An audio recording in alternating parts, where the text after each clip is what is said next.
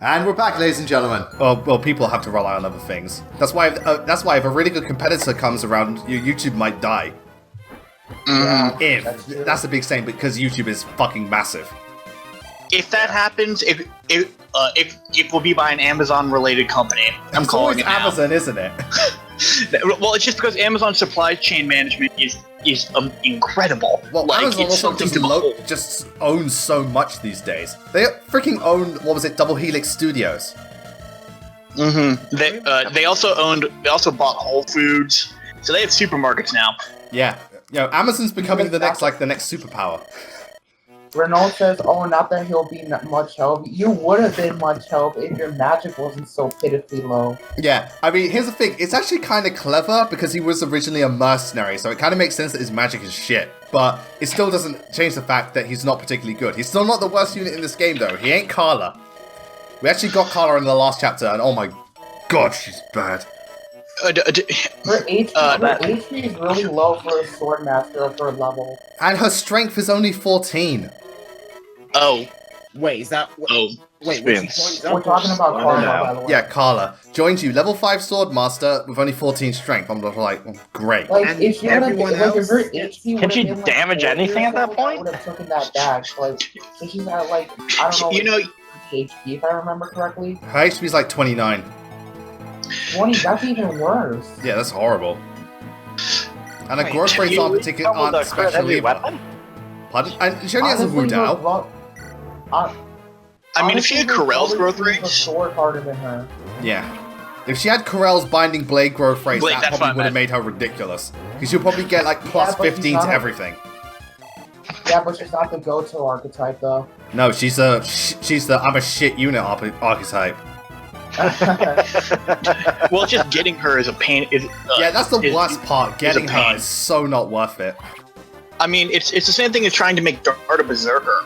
Yeah, training him up itself is hard. 50,000 gold. Yeah, but like Dark as a berserker isn't nearly as hard as just Carla, because you got to train Barter all the way to a level 5 fucking warrior. And keep in mind, Barter's pretty shit. But you do have most of the game to grind that out. True, but it doesn't change the fact that Barter's pretty shit. And how do you not get a crit with 248? 100 fighters in Fire Emblem 7 aren't shit. That's a good point. The fighters in Fire Emblem... Alright, Geitz... Well, he's a warrior, but Geitz is good. Yeah, I think Barter's trying to make a statement to you right there. Kind of helps. Well, you know how I am. If there's a bad unit in Fire Emblem, I'll make him good. I don't intend to, but I do. Yep, which means you're gonna have a great Meg. I don't want a great Meg. You know, watch how like Makalov becomes amazing. I'm like, I can't stand you. I can't stand you, but here you are. I'm not gonna lie, Makalov was the only unit I've ever let die and had no remorse for. I'm so tempted to do that in Path of Radiance. You know, And then you will just get shit posted in that entire video. I've recently I'm fully aware, but it's Radiant Dawn, and when I played, I didn't use I didn't understand the battle saves, so I didn't use them. So I just played it like I normally would Fire Emblem, and as a result, I didn't want to play through Elentia's Gambit the entire way again because of freaking Makalov. Yeah. See, that was the thing. I didn't know battle save was a thing until after my first playthrough, which is why I had to do Elincia's map 5 fucking times, and especially when I got towards the end and then I got killed. Because here's the thing, because we were talking about this in the other part, where a chapter, you can have such a bad experience with it, where even if it is a good chapter, and even if you do recognize later on that it's good, you still hate it. Like, I remember, like, I think it was Hades' comment, like, he hates Cog of Destiny so much because of the stuff that he went through. And I'm just like, I know Elincia's Gambit isn't actually that bad, it's actually quite well designed, but my first experience was so bitter that I don't think I'll ever like it. I can appreciate it, but I don't think I'll ever like it. Wait, that's Hades' comment saying that? No, he was saying about Cog of Destiny. I'm talking about Elincia's Gambit. Oh, okay. Yeah. And speaking of this chapter for a second, honestly, I actually like this chapter a lot on both normal and hard mode, but the one thing I would suggest is just taking everyone who's not promoted, making them promoted level 1, because the promoted units are already like level 15s. Yeah, but they're still using some base class units. No, that's what I mean. Like, make sure everyone's just promoted up instead of level 20 base class, just for appearance's sake, if nothing else. Yeah, just because, like, who goes in, unless it's like one of those, like, a dancer where they don't promote, like, who goes into a thing with a base class? I mean, I've done it with Nino before, but that's just because I need that Nino to farm support. No, I'm just kidding. We're gonna go base class Hector hard mode. Said no one ever. I need to ask. Yeah. Like, Meg is regarded as one of the fandom's most hated characters, and I only kind of get it. Like, is it because she's so adamant on Zahak being her husband? Is that No, I think it's. Oh, hey, Sophia. It's like, who are you? I'm essentially what happens to you. I'm the RNG blessed unit of Binding Blade.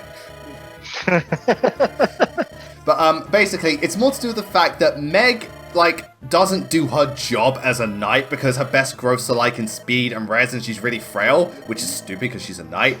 She's a not interesting character, and I also think she just has a really stupid design as well.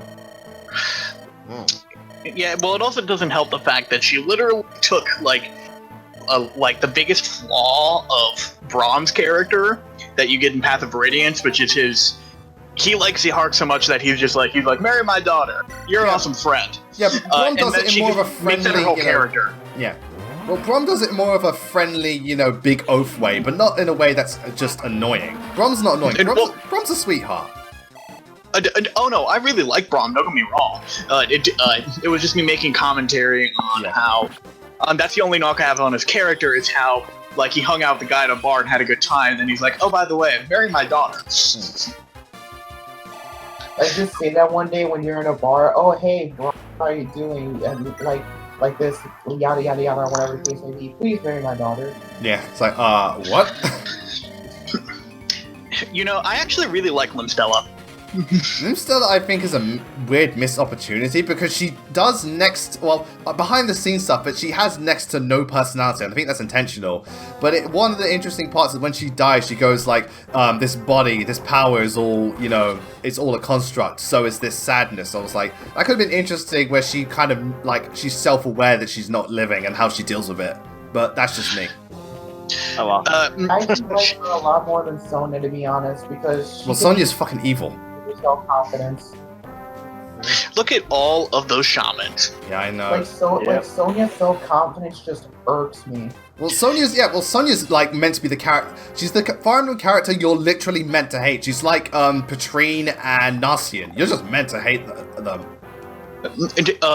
And like those two, she's written very well for that role. Yeah, yes. The characters that you love to hate. They're not meant to be like sympathetic. They were literally just designed to hate them. I've recently been informed that Makalov is another one of those characters. No. Makalov is not one of those characters. Makalov is just a stupid, redeemable idiot. Because Makalov is the good guy, but he acts like such a dumbass, and Hector likes Path of Radiance. But whereas like Narcian and Sonya, they're the bad guys. You're meant to hate them naturally, but then you make them so evil and entertaining at the same time. It just feels so good to kill them. Yeah, the thing with Makalov is that someone pointed out that he's an example. Like you've probably met a couple of Makalovs in your life. They're like the kind of complete insufferable dick pistons. Yeah. Who still somehow get like good things happen to them. And I think somebody made the point that this is what they're trying to do. They're trying to portray a character, a protagonist, someone who you're supposed to support. Well, hang on. You're supposed to like work with them or something, but they're awful. But they get what you. But they get what they. Sorry, I'm sorry. I'm using my words, but they're awful people that you're supposed to work with, and yet they get the good stuff. Mm-hmm. And that's the kind of character they're trying to create in Makalov. No, but see, but honestly, for me, I still don't. that doesn't mean I still hate him. It doesn't make it good. Because here's the thing: if you wanted to make it good, you'd make it so that that's how they start. Because of supports and stuff, they learn from their mistakes and become better. That gives them an actual arc. But Makalov never learns. Like, biggest example with his Astrid support. Astrid gives her family heirloom to sell for money. He gives it back, but only because he was forced to give it back. He would have easily used it if he wasn't to. If they made it so that he gave it back out of his conscience, that would have been a sense of character growth, but no, he was forced to do it because of Marcia. So he didn't learn or anything. And he doesn't really get punished enough either. Yeah, exactly. But like, for a character as unlikable as him, and like I said, and like the person said that I got that talked about how he's supposed to be hateable and such.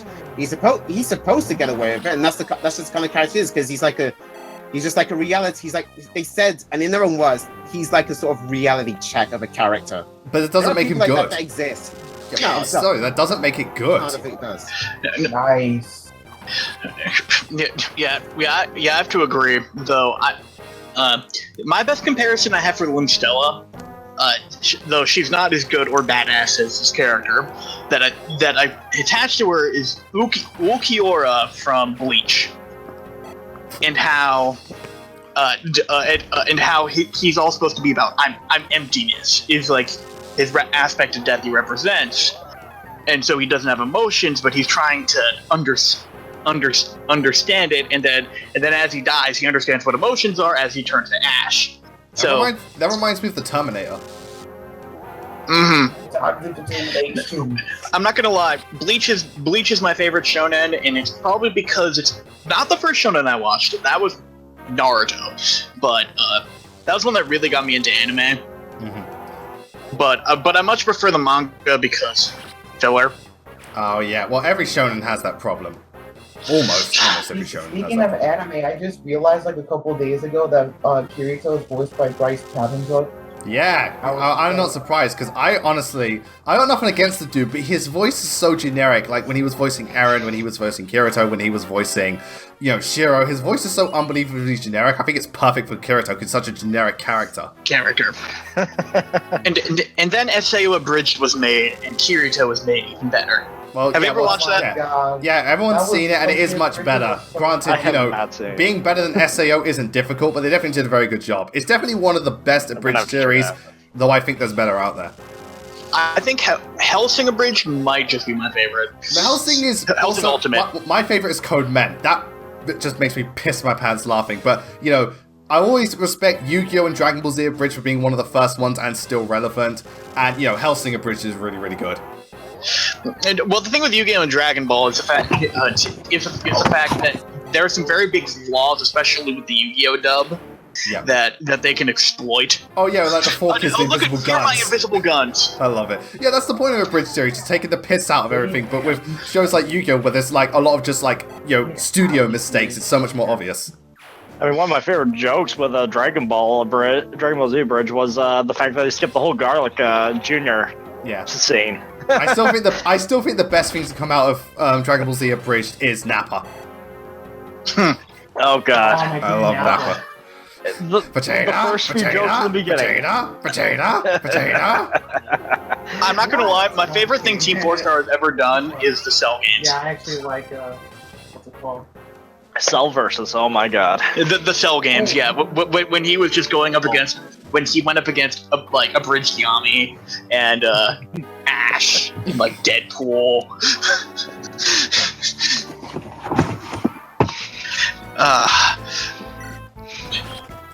Damn. She really wants to kill that ballista. Goodbye. I don't blame him. I hate the ballistas in these games. Well, I don't mind them because bows are shit in Fire Emblem 7. Yeah, but it's one of those things where, they're worse against you, but when you get to them, it's like, oh, wait, these suck. Why am I even bothering them? It's funny, Lynn doesn't get these crits, but it's like, I don't fucking need them. I could critical, but nah. Such high rank in your game. Yeah, I know, I'm getting pretty lucky with some of those growths. Though, this is still the res growth run, because, everyone seems to be getting res for some reason.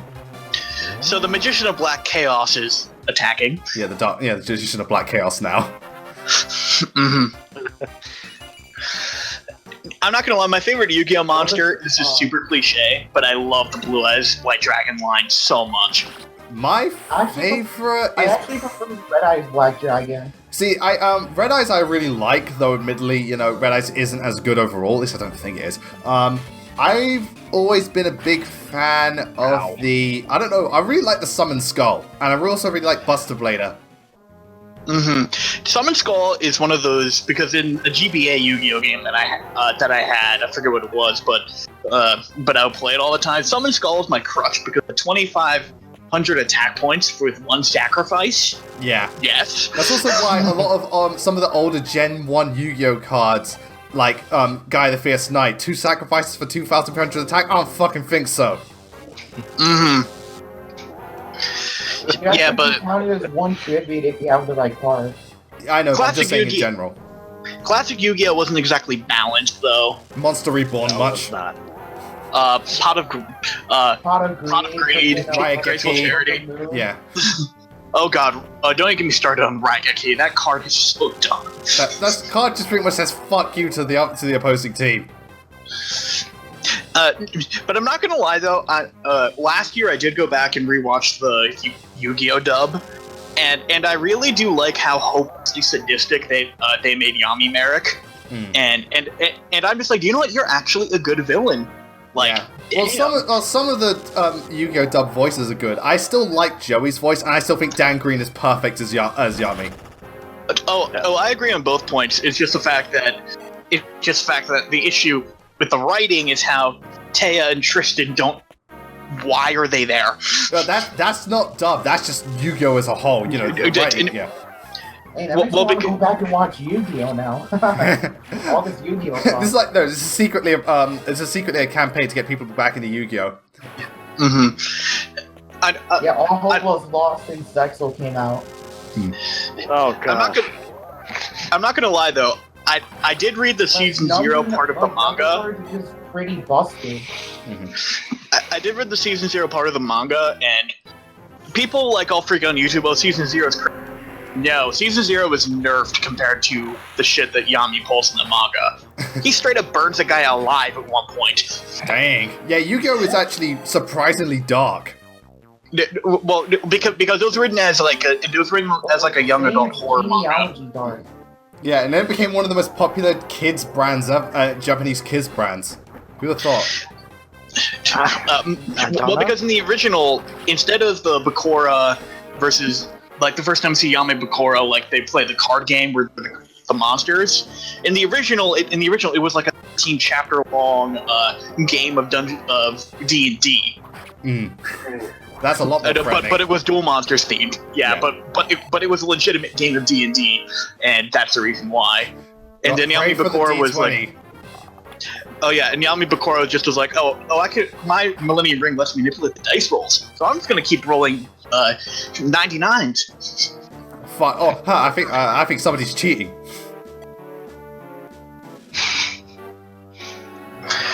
Oh yeah, here come all the troubadours. The reinforcements. Oh god, the troubadours, man. So fucking, like, they're like one of the few enemies with Blazing Sword with a good speed stat. I mean, it's still not as bad as... I still dub Part 4 of Radiant Dawn reinforces the game. Well, Radiant, yeah, very much so. I mean, don't get me wrong, it's a perfect time to grind up weak units, and I really like it for that. But now that I know... But you don't know what... Sorry.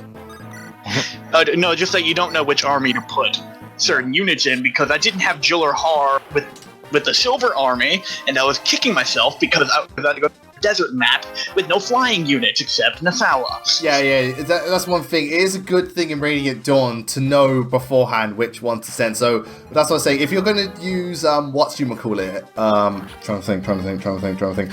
The Silver Army, best to use mages and flying units. So Sigrun, Tanith, if you want Marcia. Sigrun, Tanith, Marcia, Jill, Har, and if you've got mages, go for that because they can be really useful. The same way, some mages will be really useful for the Crimea thing when you do the Laguz chapter because they can, like, just nuke them. Oh yeah, because when I replay Radiant Dawn, I plan on I want to use Peleus and I want to promote him to bring him to the tower. In order to do that, I'm planning on using Paragon.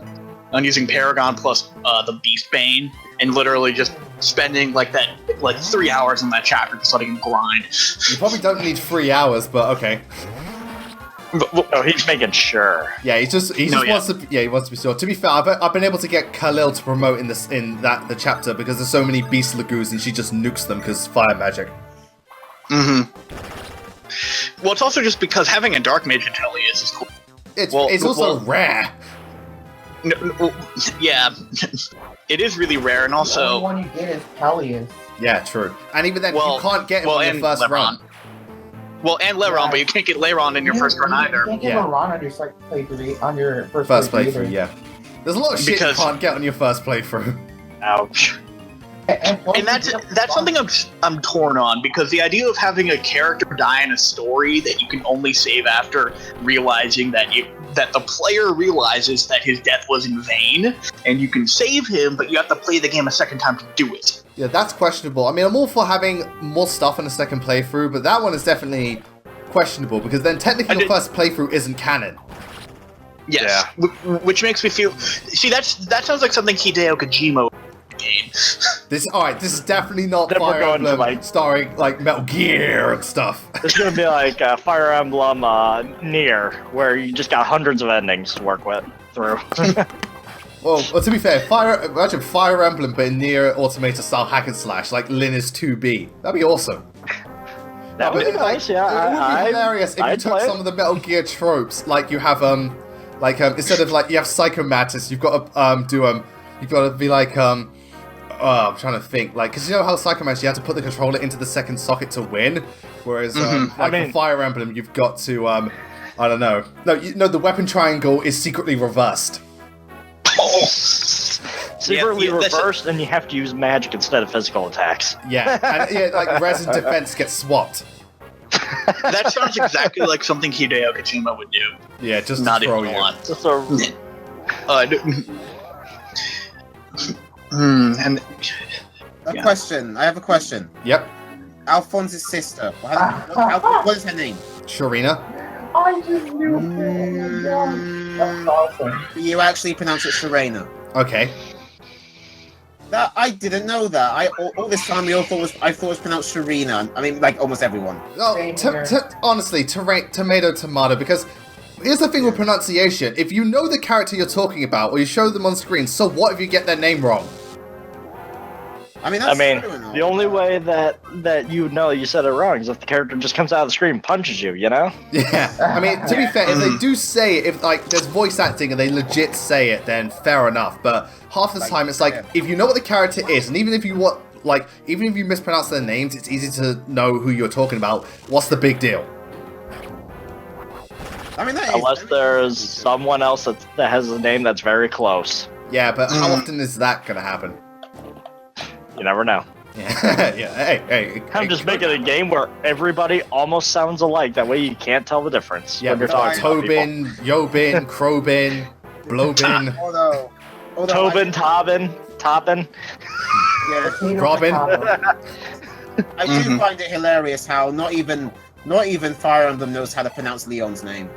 Sometimes it's Leon, sometimes it's Leon. I don't know. Some of them are so undecided. It's like, make up your fucking mind. You made this character. I have to admit that is pretty funny. I like. I had a thought and it's gone. Be right back on that. I like. I don't know what I like. Oh my god, look at all of the reinforcement. Alright, ladies and gentlemen, we're going to cut it short for today, but when we come back, we're going to finally be finishing up this level, and we're going to be talking about Fire Emblem Heroes again. More specifically, why the hell beast units are still not a thing. But until then, thank you all for watching and staying tuned. We'll see you next time. Take care.